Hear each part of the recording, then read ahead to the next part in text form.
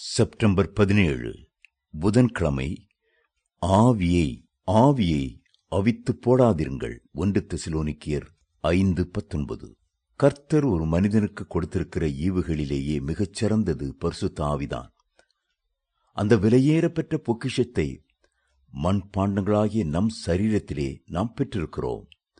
கர்த்தர் ஆவியை அனல் மூட்டி எழுப்பிவிடுங்கள் என்று ஆலோசனை சொல்லுகிற அதே நேரத்தில் ஒரு எச்சரிப்பையும் கொடுக்கிறார்.